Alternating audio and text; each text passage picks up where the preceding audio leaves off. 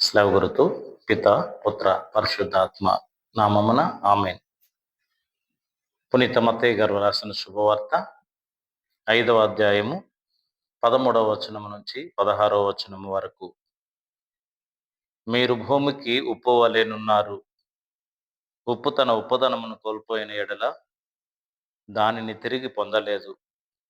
అట్టి ఉప్పు బయట పారవేయబడి ప్రజలచే త్రొక్కబడుటకే కాని మరెందుకు పనికిరాదు. మీరు లోకమునకు వెలుగై ఉన్నారు. కొండపై కట్టబడిన పట్టణము మరుగై ఉండజాలదు. ఇంటనున్న వారికి అందరికీ వెలుగునిచ్చుటకై దీపమును వెలిగించి దీపస్తంభం పైననే ఉంచెదరు కానీ గంప క్రింద ఉంచరు కదా. ప్రజలు మీ సత్కార్యములను చూచి పరలోకమందున్న మీ తండ్రిని సన్నుతించుటకు మీ వెలుగును వారి ఎదుట ప్రకాశింపనిండు. ఇది క్రీస్తు శుభవార్త. ప్రియమైన క్రైస్తవ సహోదరి సహోదరులారా, ఈరోజు తల్లి అయిన శ్రీసభ సామాన్యకాల 5వ ఆదివారంలోనికి మనల్నందరినీ ప్రేమతో ఆహ్వానిస్తుంది. ఈరోజు దేవుని యొక్క వాక్యము ఉప్పు వలె సారవంతమైనటువంటి జీవితం, క్రైస్తవులమైనటువంటి దేవుని బిడ్డలుగా పిలువబడుతున్నటువంటి మనందరము జీవించాలి అని, వెలుగు వలె అనేక మందికి త్రోవను చూపించేవారముగా, మన వెలుగులో అనేక మందిని ప్రయాణింపచేసేవారముగా జీవించాలి అని, ఉప్పులాగే వెలుగులాగే ఉండాలి అని ప్రభువు మనకి ఈరోజు తన వాక్యము ద్వారా బోధిస్తూ ఉన్నారు. ప్రియ సహోదరి సహోదరులారా, ఒక ఉద్యోగి ఉద్యోగానికై ప్రయాణమై వెళుతూ రైల్వే స్టేషన్లో పళ్ళ వ్యాపారం చేస్తున్నటువంటి ఆ పళ్ళ వ్యాపారికి తన చేయి తగిలి ఆ పళ్ళన్నీ కూడా క్రింద పడిపోయినాయి. ఆ పళ్ళ వ్యాపారి పడిపోయినటువంటి ఆ పళ్ళనన్నీ కూడా ఏరుతున్నారు. ఆ పళ్ళ వ్యాపారితో కలిసి ఈ ఉద్యోగి కూడా ఆ పళ్ళన్నీ ఏరి ఆ ట్రైన్ వెళ్ళిపోతూ ఉన్నప్పటికీ కూడా ఆ చేయి తగిలి పడిపోయినటువంటి ఆ పళ్ళునన్నిటిని ఏరి ఆ వ్యాపారికి అందిస్తూ ఉన్నారు.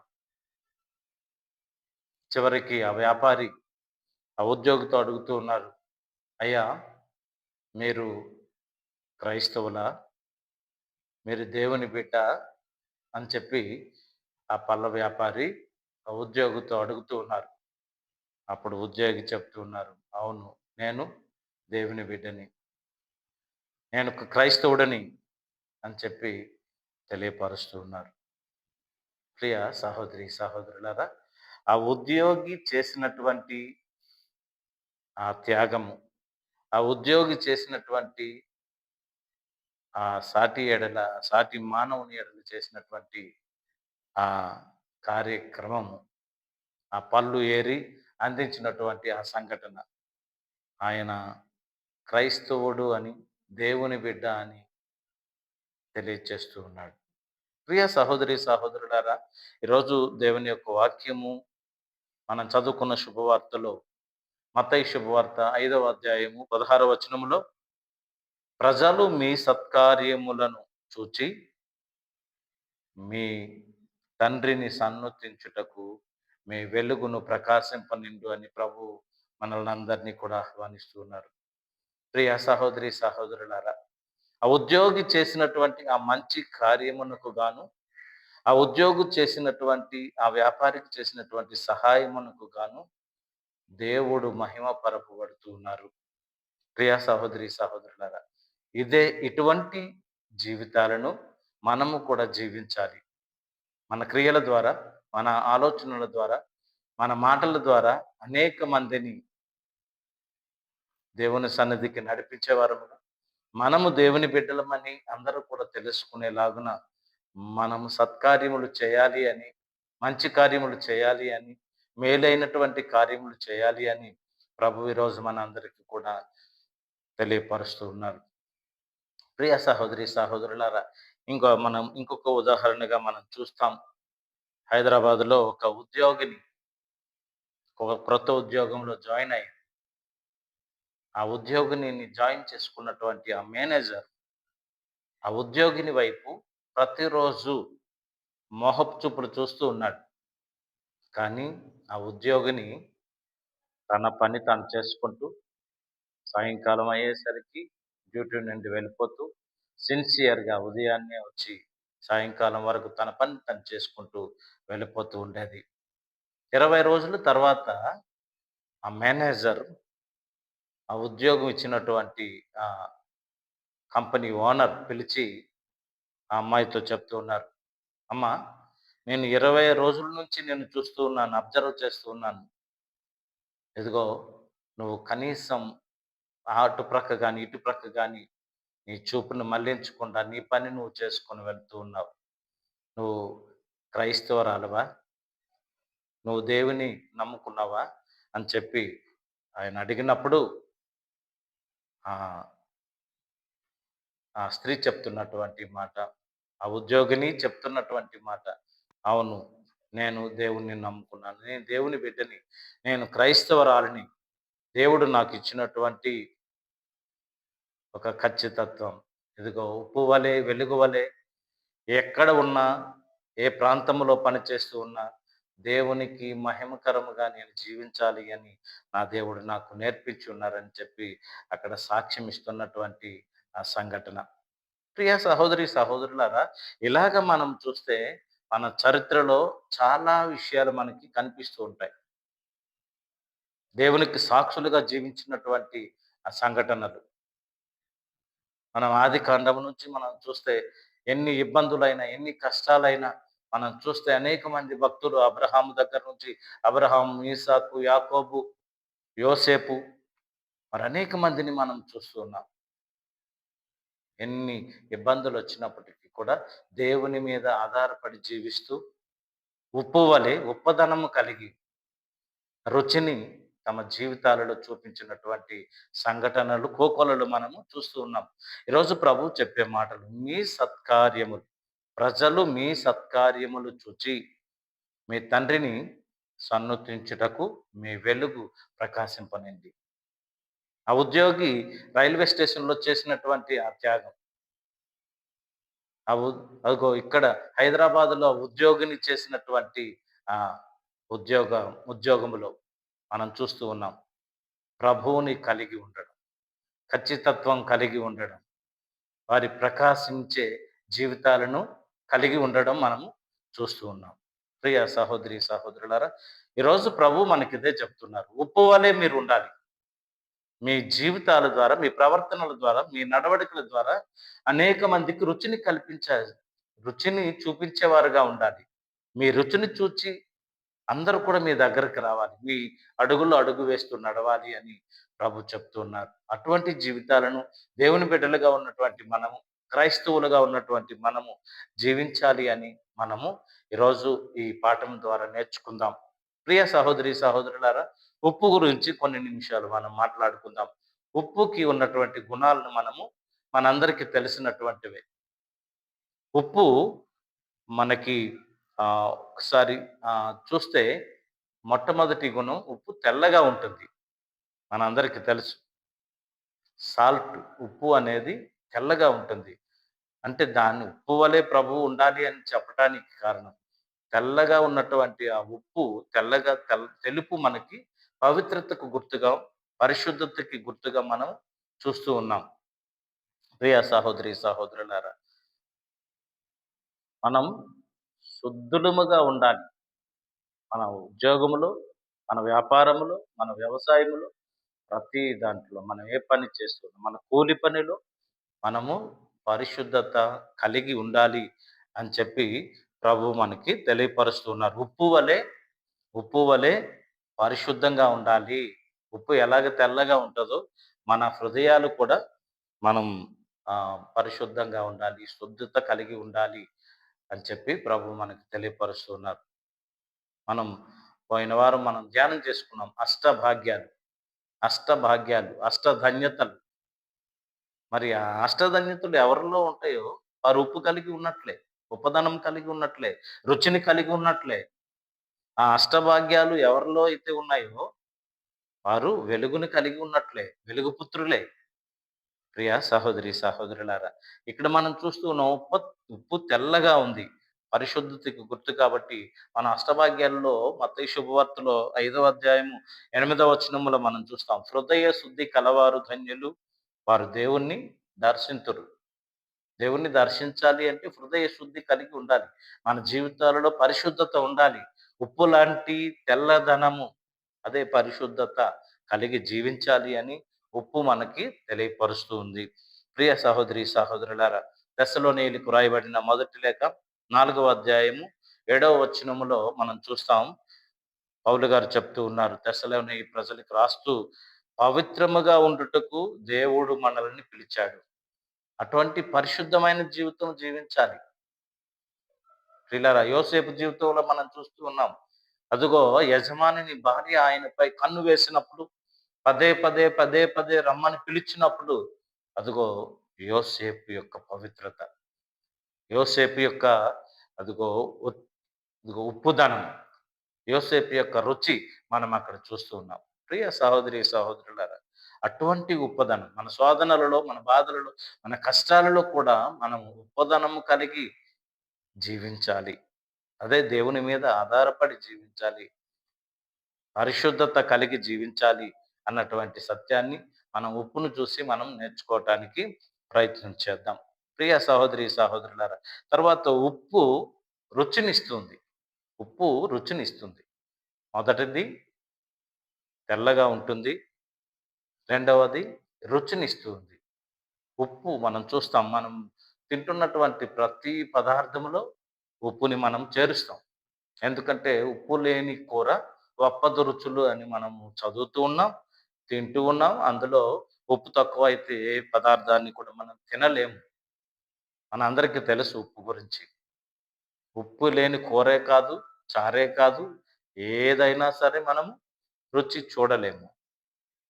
అది తినటానికి ఇంపుగా ఉండదు. మనం ఒక నానుడి చూస్తాం ఉప్పులో ఉప్పు చెప్తూ ఉంది, "అన్నీ వేసి చూడు, నన్ను వేసి చూడు." మనం వండుతున్నటువంటి కూరల్లో గానీ, మనం వండుతున్నటువంటి వంటల్లో గానీ హ్మ్. ఉప్పు చెప్తున్నటువంటి మాట. "అన్నీ వేసి చూడు, నన్ను వేసి చూడు." నువ్వు ఎన్ని వేసినా గానీ ఉప్పు లేకపోతే అక్కడ రుచి లేదు. ప్రయోజనమే లేదు. ఆ కూర అంతటిని పట్టుకెళ్ళి, లేకపోతే ఆ తయారు చేసిన దాన్నంతటిని పట్టుకెళ్ళి బయట పడేయాల్సిందే. అక్కడ ఉప్పు చెప్తున్నటువంటి మాట. అన్నీ వేసి చూడు. ఎన్ని మసాలాలు వేసినా, ఎన్ని తాలింపులు వేసినా, ఎన్ని మసాలా సామగ్రి వేసినా ఉప్పు లేకపోతే, ఉప్పు లేకపోతే ఆ కూరకి అక్కడ రుచి లేదు. అందుకే ఉప్పు అంటుంది, "అన్నీ వేసి చూడు, నన్ను వేసి చూడు" అంటుంది. ప్రియ సహోదరి, సహోదరులారా! ఉప్పుకి ఒక ప్రాధాన్యత ఉంది. మనం చరిత్రలో చూస్తే, మనం గాంధీ యుగంలో, స్వాతంత్రోద్యమంలో గాంధీ యుగంలో మనం చూస్తాం. ఉప్పు సత్యాగ్రహం, దండి సత్యాగ్రహం అని మనం గాంధీ గారు కూడా ఒక సత్యాగ్రహాన్ని, ఒక యుద్ధాన్ని ప్రకటించారు. ఉప్పు మీద పన్ను బ్రిటిష్ వారు వేస్తూ ఉన్నప్పుడు, ఆ పన్నుని చెల్లించట చెల్లించకుండా ఉండడం కోసం ఉప్పు సత్యాగ్రహం అని మరి గాంధీ గారు చేసినటువంటి సత్యాగ్రహాన్ని మనము చూస్తూ ఉన్నాం. ప్రియ సహోదరి, సహోదరులారా! ఉప్పు మన జీవితాలలో, చరిత్రలో కూడా ఒక ప్లేస్‌ని సంపాదించుకుంది. కాబట్టి అది తెల్లగా ఉంటుంది. రెండవది రుచినిస్తూ ఉంది. ఇంకా మూడవది మనం చూస్తున్నాం. కరిగిపోతుంది, కలిసిపోతుంది. కలిసిపోతది, కరిగిపోతది. ఉప్పు వేసిన వెంటనే అదెక్కడ మనకు కనిపించదు. మసాలా గుండ వేస్తే కనిపిస్తది. ఉల్లిపాయలు వేస్తే కనిపిస్తది. ఇంకా మిరపకాయలు వేస్తే ఏది వేసినా కనిపిస్తాయి. కానీ ఉప్పు మాత్రము మనకి కనిపించదు. ఎందుకంటే కరిగిపోతది. ఉప్పులో ఉన్నటువంటి గుణం. మరి ఆ గుణాన్ని మనం కలిగి ఉండాలని ప్రభువు ఈరోజు మనకు బోధిస్తూ ఉన్నారు. రుచిని ఇచ్చేవారముగా ఉండాలి. పరిశుద్ధంగా ఉండాలి. మన జీవితాల ద్వారా, మన బ్రతుకుల ద్వారా, మన నడవడికల ద్వారా, మన మాటల ద్వారా అనేక మందిని ఆ! అనేక మందికి రుచినిచ్చే వారముగా మనం ఉండాలని, ఇదిగో ఈ ఉప్పు లక్షణాలనన్నిటిని కూడా మనకి తెలియపరుస్తూ ఉన్నారు. ఉప్పు కరిగిపోతుంది, మనము కరిగిపోవాలి. ఇతరుల కోసం మన ఆహ్, సహోదరుల కోసం మనము కూడా కరిగిపోవాలి, కలిసిపోవాలి. అందరితో కలిసిపోవాలి. అందరిని ప్రేమించగలగాలి. అందరిని మనము గౌరవించగలగాలి. ఉప్పు లాంటి స్వభావం అంటే కరిగిపోవడము, కలిసిపోవడం అంటే ఇదే. కరిగిపోవాలి, కలిసిపోవాలి. అందరిని ప్రేమించగలగాలి, అందరిని గౌరవించగలగాలి అని చెప్పి మనకి మూడవదిగా మనకు తెలియపరుస్తున్నారు. తెల్లగా ఉంటుంది, రుచినిస్తూ ఉంది, కరిగిపోవాలి, కలిసిపోవాలి. కలిసిపోతుంది, కరిగిపోతుంది. ఆ తర్వాత మనం నాలుగవదిగా చూస్తాం. ఉప్పు భద్రతనిస్తుంది. భద్రతని మనం చూస్తాం. పచ్చడ్లు వేసినప్పుడు, లేకపోతే చింతపండు మనం నిల్వ చేసినప్పుడు, లేకపోతే ఏదైనా నిల్వ ఉండాలి అంటే, మనం ఉప్పు నీరు చల్లి దాన్ని భద్రపరుస్తాం.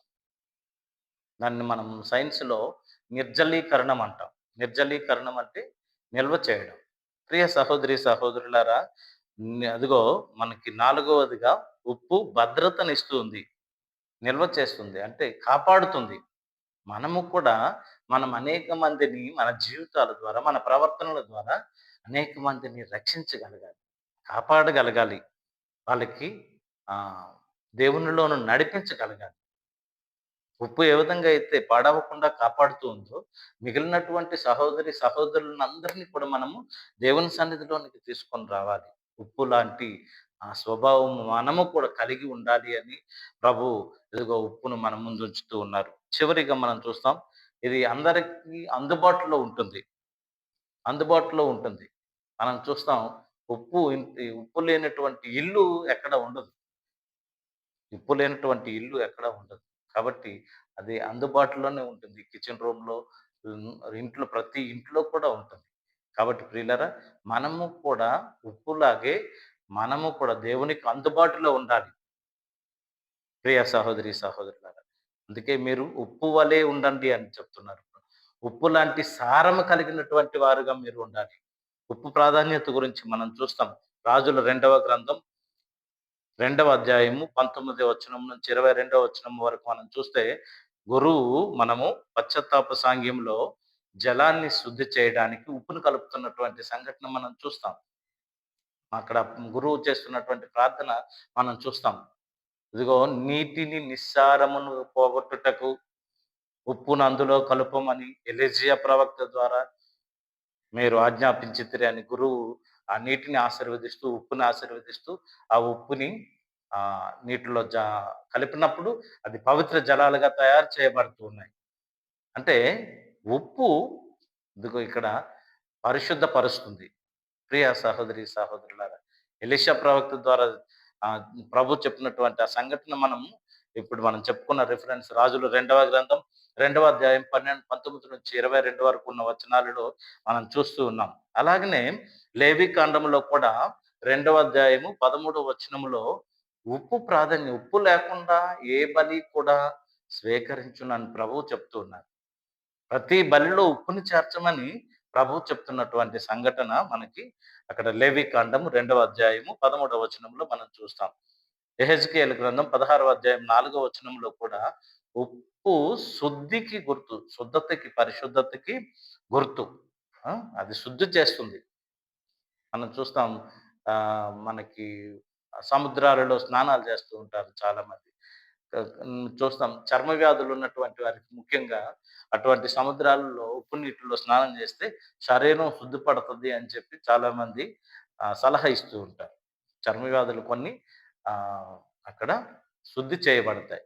కాబట్టి ఉప్పుకి శుద్ధి చేసే లక్షణము ఉంది. కాబట్టి ప్రియులారా, మనకి ఇవన్నీ మనం చూస్తే ఈరోజు ప్రభు చెప్తున్నారు. మీరు భూమికి ఉప్పు వలె ఉండాలి.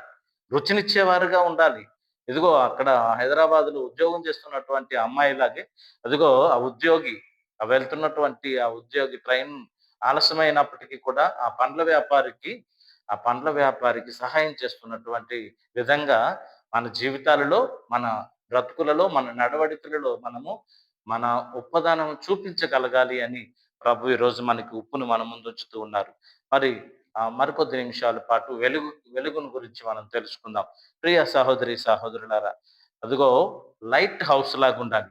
చూడండి, లైట్ హౌస్ మన వైజాగ్‌లో కొండగుడి మీదన లైట్ హౌస్ ఒకటి కనిపిస్తుంది. లైట్ హౌస్‌లో ఏమవుతది? లైట్ ఏం చేస్తది? అదిగో వస్తున్నటువంటి షిప్పులనన్నిటిని కూడా అదిగో షిప్ యార్డ్‌కి చేర్చడానికి ఇది సముద్ర మార్గము అని చెప్పి చూపించడానికి ఆ లైట్ హౌస్ ఉపయోగపడుతుంది. త్రోవను చూపించేదిగా అక్కడ లైట్ హౌస్‌ని మనము చూస్తూ ఉన్నాం. మనము ఒక లైట్ హౌస్ లాగా ఉండాలి. ప్రభు ఈరోజు చెప్పేదదే. మనం టార్చ్ లైట్ చూస్తాం కదా! టార్చ్ లైట్ వెలిగించేవాడి దగ్గర వెలుగుండదు. టార్చ్ లైట్‌లో వెలుగుంటది. అంటే ఒక టార్చ్ లైట్ లాగా ఉండాలి. ఒక లైట్ హౌస్ లాగే మనం ఉండాలి. మనం చూస్తాం ప్రియులారా, సూర్యుడి నుంచి చంద్రుడు, చంద్రుడి నుంచి భూమికి అదిగో మనకి సూర్యకిరణాలొస్తాయి. డైరెక్ట్‌గా సూర్యకిరణాలు భూమి మీద పడితే మనమందరం కూడా స్మాష్ అయిపోతాం. మాడి మసైపోతాం. ఆ! అంటే దేవుడి నుంచి గ్రహించినటువంటి ఆ క్రాంతి కిరణాలు, ఆ వెలుగు కిరణాలు అదిగో చంద్రుడు అయినటువంటి మన మీద పడి, మనము, మనము కూడా వెలుగు పుత్రులముగా అదిగో భూమి మీద ఉన్నటువంటి ఈ ప్రపంచానికంతటికి వెలుగు పుత్రులముగా జీవించాలి అని ప్రభు చెప్తున్నాడు. నేనే వెలుగు. ప్ర ప్రియులారా మనం యోహాను గారు రాసినటువంటి శుభవార్తలో 8వ అధ్యాయం 12వ వచనంలో చెప్తూ ఉన్నారు ప్రభు. నేనే వెలుగు. యోహాను శుభవార్త 9వ అధ్యాయం 5వ వచనంలో కూడా ఆయన వెలుగుగా ఇదిగో చీకటిని వెలిగించటానికి లోకానికి వచ్చున్నారని ప్రభువు చెప్తున్నటువంటి మాట. ప్రియ సహోదరి, సహోదరులారా, ఈనాటి శుభవార్తలో 14వ అధ్యాయంలో కూడా ప్రభు చెప్తున్నారు. మీరు లోకమునకు వెలుగై ఉన్నారు. వెలుగులాగా అనేక మందికి త్రోవను చూపించేవారుగా మనం ఉండాలి అని ప్రభు చెప్తున్నారు. ఈ వెలుగును గురించి మనం అదిగో పరిశుద్ధ గ్రంథంలో చాలా సార్లు చూస్తాం. నిర్గమకాండంలో మండుచున్న పొదలో మొట్టమొదట వెలుగుగా దేవుడు కనిపించారు. నిర్గమకాండం 3వ అధ్యాయం 2వ వచనంలో. నిర్గమకాండము 13వ అధ్యాయం 21, 22 వచనాలలో మనం చూస్తాం. పగలు మేఘస్తంభముగా, రాత్రిలో అగ్నిస్తంభముగా 40 సంవత్సరముల పాటు ఇశ్రాయేలీ ప్రజలను నడిపించినటువంటి ఆ వెలుగు, పగటిలో మేఘస్తంభంగా, రాత్రిలో అగ్నిస్తంభంగా నడిపించినటువంటి ఆ వెలుగుని మనము చూస్తూ ఉన్నాం. ప్రియ సహోదరి, సహోదరులారా, మనము కూడా ఇదిగో ఆ వెలుగును పొందుకున్నటువంటి మనం వెలుగు పుత్రులముగా మనం జీవించాలి. వెలుగై ఉన్నటువంటి దేవుణ్ణి కలిగినటువంటి మనము మన జీవితాలలో, మన ప్రవర్తనల ద్వారా, మన నడవడికల ద్వారా, మన మాటల ద్వారా వెలుగును చూపించగలిగి ఉండాలి. ప్రియ సహోదరి, సహోదరులారా, ఇదిగో యోహాను శుభవార్త 12వ అధ్యాయం 46వ వచనంలో ప్రభు చెప్తున్నటువంటి మాట మనం చూస్తాం. నన్ను విశ్వసించు వారిలో ఎవరు చీకటిలో ఉండకుండానట్లు నేను వెలుగుగా వచ్చాను.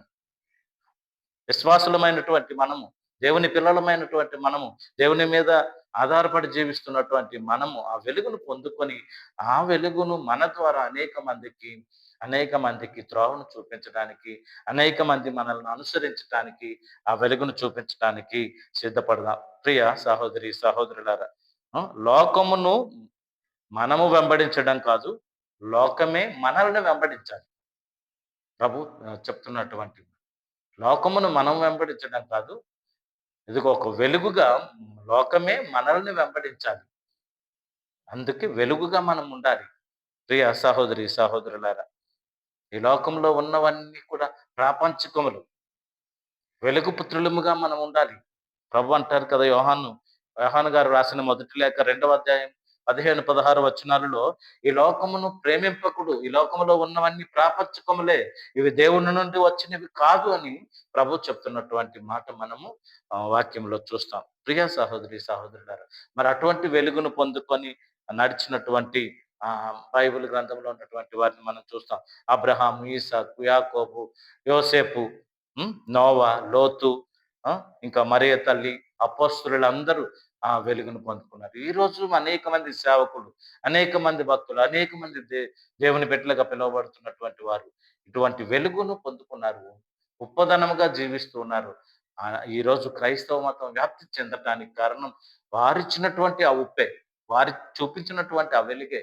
మరి మనము కూడా ఆ ఉప్పును, ఆ వెలుగును వలె మనము కూడా పొందుకొని, ఆ ఉప్పు, వెలుగును మనం పొందుకొని అనేక మందికి మన మన జీవితాల ద్వారా, మన మన నడవడికల ద్వారా మన ఉప్పును చూపించుదాం.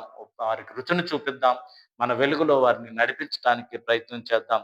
మనకు అటువంటి సాక్షిపూరితమైనటువంటి జీవితాలు అటువంటి ఉప్పదనం కలిగినటువంటి జీవితాలు, అటువంటి రుచికరమైనటువంటి జీవితాలు, అటువంటి వెలుగుపూరితమైనటువంటి జీవితాలు మనకు కూడా దయచేయమని మనం ప్రభువుని ప్రార్థించుకుందాం. వెలుగు పుత్రులముగా మనల్ని అందరినీ ప్రభువు కాచి కాపాడి నడిపించమని, మన వెలుగు ద్వారా అనేక మందిని రక్షించే వారముగా మనల్ని వాడుకోమని ప్రభువుని అడుగుదాం.